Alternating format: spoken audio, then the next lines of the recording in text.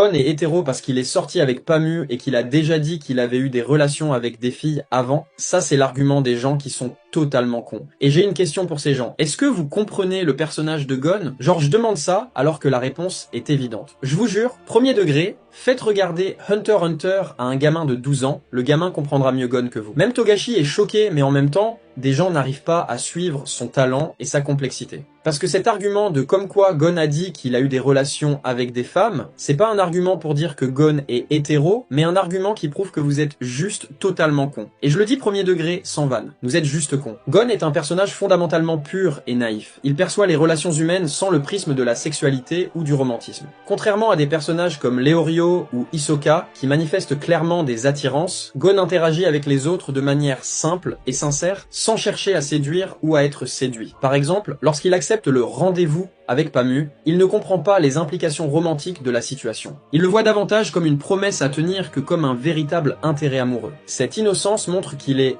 ouvert aux relations avec des filles, alors qu'il ne réalise peut-être même pas ce que cela implique, et ça même Killua le dit. Et là vous allez me dire qu'il a dit à Killua qu'il avait déjà eu des relations. Encore une fois, vous ne comprenez rien au personnage. Donc si je suis votre logique débile, Gon est amoureux de Tante Mito, vu qu'il a dit qu'il avait déjà eu des rencarts avec elle. Gon utilise le mot rencard sans penser à sa connotation romantique. Pour lui, cela signifie simplement qu'ils passent du temps ensemble, comme deux amis qui partagent un moment. Il ne réalise pas que dans la plupart des contextes, un rencard implique une dimension sentimentale ou romantique. Killua, lui, comprend immédiatement l'ambiguïté du mot et réagit avec malaise. Cela montre qu'il est plus conscient des implications romantiques des mots et des interactions humaines que Gon. Cela révèle que Gon voit pas les interactions sociales sous un prisme romantique ou sexuel. Il choisit ses mots de façon instinctive, sans saisir les doubles sens. Ce n'est pas la première fois que Gon utilise des mots liés à l'amour ou aux relations de manière innocente. Par exemple, lorsqu'il dit qu'il est amoureux de sa tante Mito, il ne parle évidemment pas d'un amour romantique, mais d'un attachement familial fort. Et d'ailleurs, Gon a déjà utilisé des mots romantiques envers Killua qui, eux, malgré l'innocence de Gon, sont réels et forts. Et ceux qui disent que Killua n'était pas jaloux de Pamu, alors vous êtes des cas perdus.